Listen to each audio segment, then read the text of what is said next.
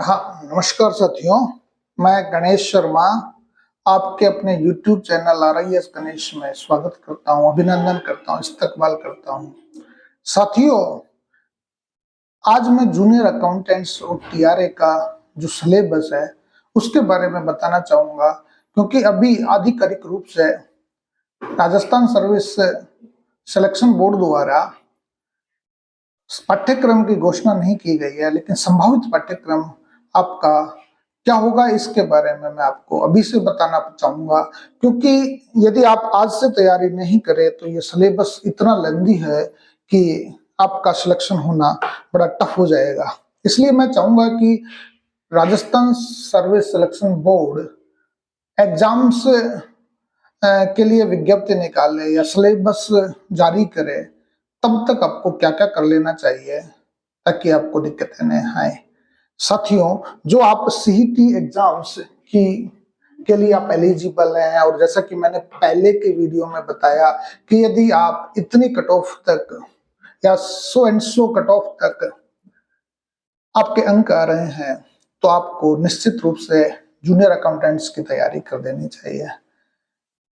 साथियों, junior accountants या तहसील राजस्व लेखाकार वित्त विभाग का प्रतिनिधि होता है, और वित्त विभाग का प्रतिनिधि होने के नाते ये वित्तीय औचित्यता का, मितव्ययता का, सरकार में कार्य कुशलता का निर्धारण करने वाला एक बहुत बड़ा कार्य कार्मिक होता है। इसलिए आपको इस बात को ध्यान में रखना चाहिए कि हम एक ऐसे एग्जाम्स की तैयारी कर रहे हैं जो कल वित्त विभाग का प्रतिनिधित्व करेंगे, जो फाइनेंस डिपार्टमेंट्स का प्रतिनिधित्व करेंगे। तो इस प्रतिनिधित्व के आधार पर मैं ये कहना चाहूंगा आपके लिए कि यदि आप सही ढंग से उम्दा तरीके से तैयारी करते हैं तो आपको इस परीक्षा को पास करने से कोई नहीं रोक सकता। साथियों, आप सोचते होंगे कि जूनियर अकाउंटेंट या तहसील रेवेन्यू अकाउंटेंट्स के नाम से विदित है कि ये तो कॉमर्स स्ट्रीम्स वाले छात्रों के लिए सरल एग्जाम्स होगा। ऐसा कुछ भी नहीं है साथियों। यदि आप आर्ट्स से ग्रेजुएशन है, या आप साइंस से ग्रेजुएट है, या आप किसी भी स्ट्रीम्स में स्नातक है, कॉमर्स से भी नहीं है, तो भी आप इस एग्जाम्स को तैयारी कर सकते हैं। आप हमारे साथ जुड़ेंगे तो आपको लगेगा कि ये एग्जाम्स वास्तव में क्रैक करने योग्य है। और आज तक का इतिहास ये रहा है कि इतनी वैकेंसीज अभी तक नहीं आई है, और ऐसी परीक्षा दोबारा होगी भी नहीं। इसलिए आपके पास चांसेस है इस परीक्षा को क्रैक करने का, क्योंकि इसमें एग्जाम्स में मुश्किल से 80,000 छात्र एग्जाम्स देंगे, और वो 80,000 छात्र काफी इंटेलिजेंट होते हैं, काफी नॉलेजेबल होते हैं, काफी एक्सपीरियंस्ड होते हैं। इसलिए मैं ये चाहता हूं कि आप अपनी तैयारी को एक सही दिशा दें। और यदि किसी छात्र ने हमारा YouTube चैनल सब्सक्राइब नहीं किया है तो मैं चाहूंगा कि सब्सक्राइब जरूर कर लें, क्योंकि आगामी समय में जूनियर अकाउंटेंट्स और तहसील रेवेन्यू अकाउंटेंट्स से जुड़ी हुई जो सरकारी नियम है, उन नियमों को हम बीच बीच में आपको बताते रहेंगे, और इस एग्जाम्स के बारे में बिल्कुल बारीकियां बताएंगे। क्योंकि मैं एक सरकारी विभाग से हूं, मैं डिप्टी डायरेक्टर इंडस्ट्रीज हूं, और मुझे तो इन चीजों के बारे में मुझे पता ही है। तो सबसे पहले मैं आपको बात करना चाहूंगा कि इसका सिलेबस क्या होगा। पहली तो बात यह है कि सीईटी एग्जाम्स आप दे चुके हैं, और सीईटी एग्जाम्स में जो जनरल अवेयरनेस का पोर्शन है साथियों, उस जनरल अवेयरनेस के पोर्शन को तो आप पूरा कर ही चुके हैं।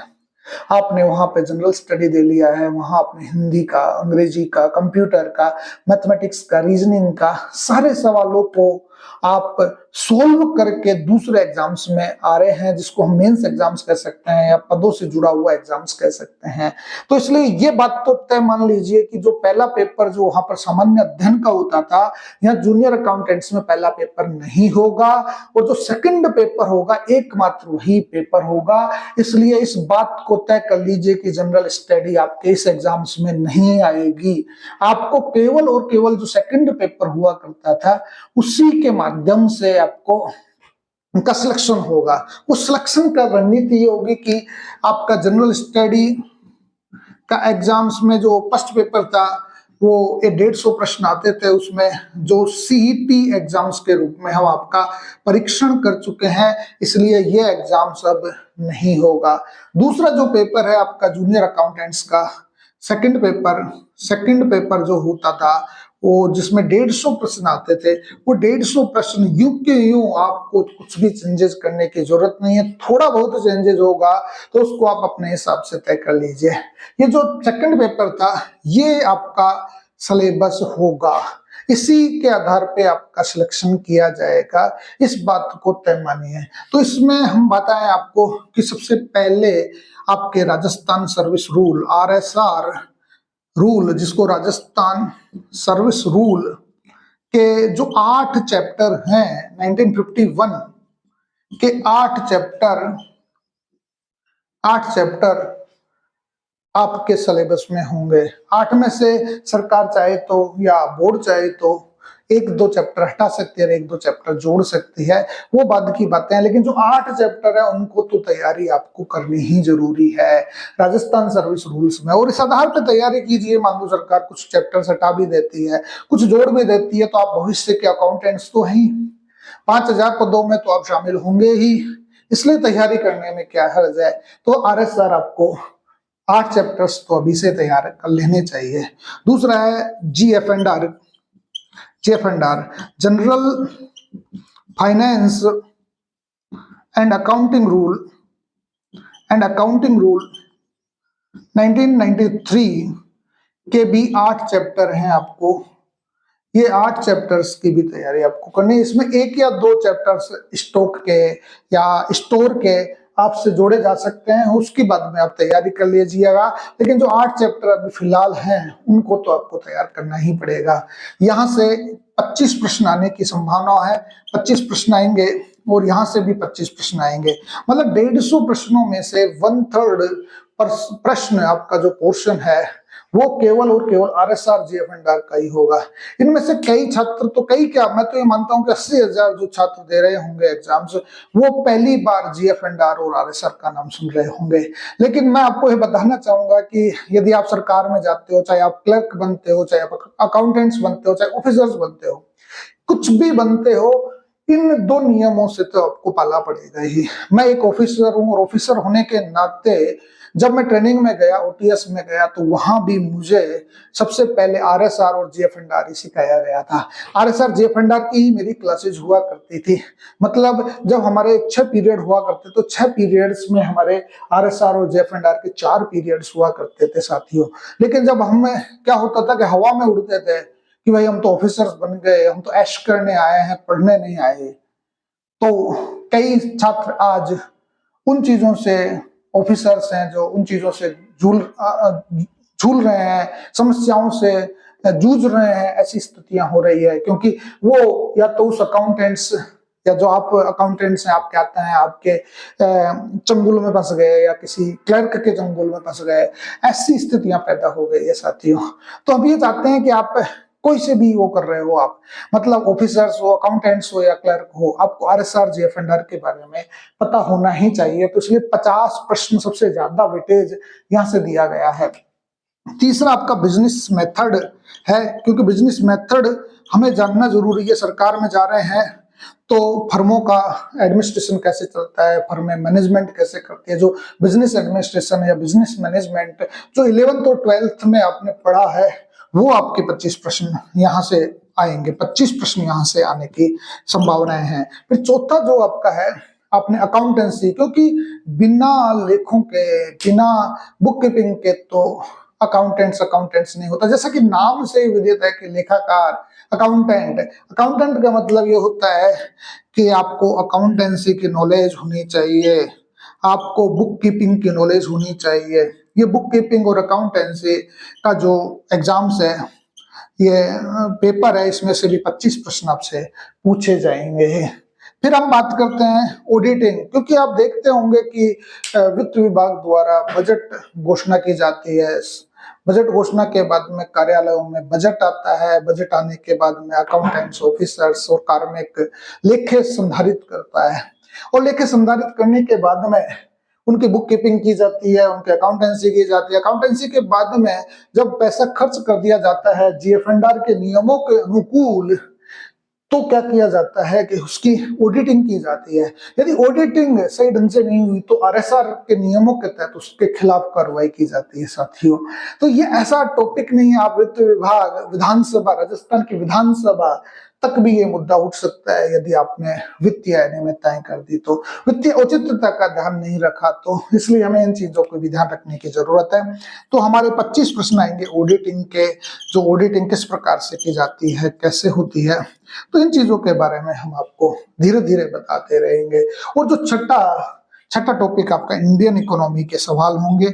और इंडियन इकोनॉमी देखिए कि जिस देश में हम रह रहे हैं, जिस राज्य में हम रह रहे हैं, वो उनकी इकोनॉमी के बारे में हमें पता होना चाहिए। जनरल स्टडी के पॉइंट ऑफ व्यू से ये प्रश्न आपके हो सकते हैं। तो कुल मिलाकर ये 150 प्रश्न आपके इस एग्जाम्स की इबारत रखेंगे। मैंने आपसे पहले ही कह दिया है कि जनरल स्टडी के का पेपर नहीं होगा, केवल और केवल सेकंड पेपर ही एकमात्र पेपर होगा जिसमें आपके RSR, GFNDR, book keeping and accounting, business methods, auditing और इंडियन इकोनॉमी के प्रश्न आएंगे। ये सारे के सारे प्रश्नों के बारे में कैसे प्रश्न आएंगे तो आप लास्ट ईयर के प्रश्नों को देख लीजिए, क्योंकि लास्ट ईयर जो 2013 का एग्जाम्स था वो 2016-15 में हुआ था, फिर दोबारा उसको रद्द कर दिया तो 2016 में हुआ, फिर 2016 वाला 18 में हुआ। 3 एग्जाम्स तो ये हैं। और हेडमास्टर के एग्जाम्स में भी जीएफएनडीआर, आरएसआर से जुड़े हुए प्रश्न आए हैं। उससे पहले तो तय कीजिए कि आपको इसमें किस प्रकार से तैयारी करनी है। और आपका कोई साथी, आपका कोई दोस्त, आपका कोई रिश्तेदार, आपका कोई चाचा, ताया, मामा, जो भी सरकारी विभाग में काम कर रहे हैं, उनसे कहिएगा कि मुझे एक बार आरएसआर की कॉपी तो बता दो कि कैसी होती है। आप उनसे कहिएगा कि मुझे जीएफएनडीआर कैसा होता है ये तो बता दीजिए, उसमें सिलेबस क्या होता है, कैसे होता है, उन चीजों को हम देख सके। और साथ ही एक अच्छे मेंटर के साथ में आप तैयारी कीजिए। और मैं कोशिश करूंगा कि आरएसआर, जैसा कि मुझे जितना भी टाइम मिलता है, आपके जो एग्जाम्स की विज्ञप्ति आए उससे पहले पहले मैं आपको आरएसआर, जीएफएनडीआर की बेसिक से समझ में बता दूंगा। बेसिक समझ के लिए आपको साथियों 2-3 चीजों की मेरे साथ चलना पड़ेगा। एक तो आपको संविधान की नॉलेज होनी चाहिए, मुझसे जुड़ना चाहते हैं तो। दूसरा, यदि आप मुझसे जुड़ना चाहते हो तो इंडियन इकोनॉमी की भी बेसिक समझ होनी चाहिए। आपको अकाउंटेंसी, बुक कीपिंग और बिजनेस एडमिनिस्ट्रेशन की भी थोड़ी बहुत समझ रखते हैं तो मैं आरएसआर, जीएफएनडीआर में तो झंडे गड़वा दूंगा। मैं आपके 50 में से 50 प्रश्न आप करें ऐसा मैं सिस्टम डेवलप कर दूंगा। बाकी के प्रश्नों में तो आप लगभग 20-20 प्रश्न भी करके आ गए तो समझिए कि आप भविष्य के जूनियर अकाउंटेंट होंगे। और यदि आप टॉप 200 में आते हैं, आप टॉप 200 में आते हैं तो आपको तहसील राजस्व लेखाकार, मतलब एक कलेक्टरेट में नौकरी मिल सकती है तहसील राजस्व लेखाकार के रूप में, जो एक बहुत जबरदस्त नौकरी मानी जाती है। प्रतिष्ठा के हिसाब से सभी प्रकार से एक अच्छी नौकरी मानी जाती है। नहीं, इसमें नहीं होते तो जूनियर अकाउंटेंट्स की जो भर्ती है वो भी हर विभाग में एक पद होता है जूनियर अकाउंटेंट का। वो जूनियर अकाउंटेंट्स में बहुत बड़ा पद रखता है, क्योंकि उस विभाग का जो कार्यालयाध्यक्ष होता है और कार्यालयाध्यक्ष के बाद में जो सबसे बड़ी प्रतिष्ठा रखता है वो जूनियर अकाउंटेंट ही रखता है। तो इसलिए मैं आपसे कहूंगा कि आप इस सिलेबस को ध्यान में रखते हुए पढ़ाई करना स्टार्ट कर दीजिए, क्योंकि यदि आपने आज का दिन भी गंवा दिया तो कल नहीं आएगा। इसलिए अपनी इबारत आज से खुद गढ़िए और खुद गढ़कर अपने आप को एक मुकाम पर पहुंचाइए जिस मुकाम पर आप जाना चाहते हो। धन्यवाद।